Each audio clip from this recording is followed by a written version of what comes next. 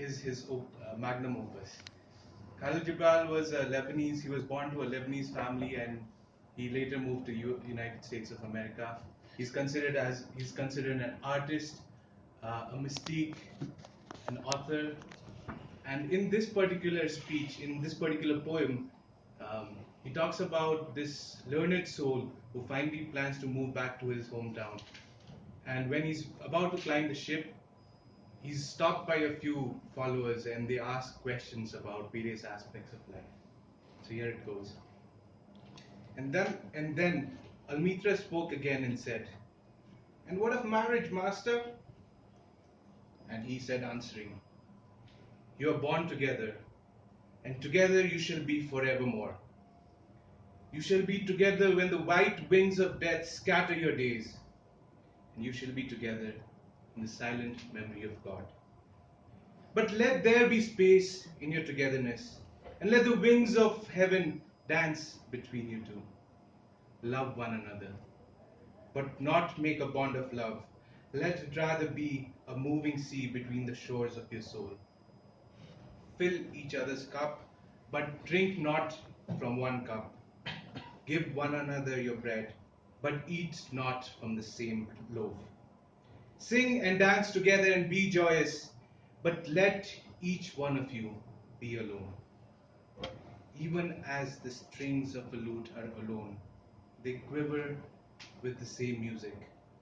Give your heart, but not into each other's keeping, because the hand of life can only contain your heart. And stand together, yet not too near. For the pillars of temple, they stand apart, and the oak tree and the cypress cannot grow in each other's shadow." And a woman who held a baby against her bosom said, "Speak to us of children." And he said, "Your children are not your own children. They are the sons and daughters of life longing for itself. They come through you, but not from you. Though they are with you, they don't belong to you. You may give them your love, but not your thoughts. For they have their own thoughts. You may house their bodies, but not their soul. For their soul delve in the house of tomorrow, which you cannot visit, not even in your dreams. You may strive to be like them, but seek not to make them like you. Life goes not backwards, nor tarries with yesterday. You are the bows from which your children as living arrows are sent forth. The archer sees the mark upon the path of infinite, and he bends you with all his might, and so that his arrows may go swift and far. Let your bending in the archer's hand be for gladness. For even as he loves the arrow that flies, he also loves the bow that is stable. And then a scholar said, "Speak of talking." And he said again, saying, "You talk when you cease to be at peace with your thoughts.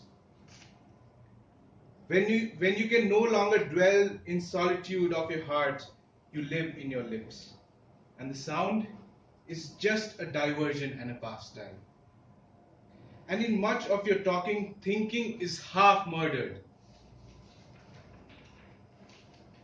For thoughts is a bird of space, that in a cage of word may indeed unfold its wing, but it cannot fly. There are those among you who seek the talkative through the fear of being alone. The silence of aloneness reveals to their eyes the naked self that they would escape. And there are those who talk without knowledge or forethought, reveal a truth which they themselves don't understand. But there are those who have the truth within them, but they cannot tell it in words.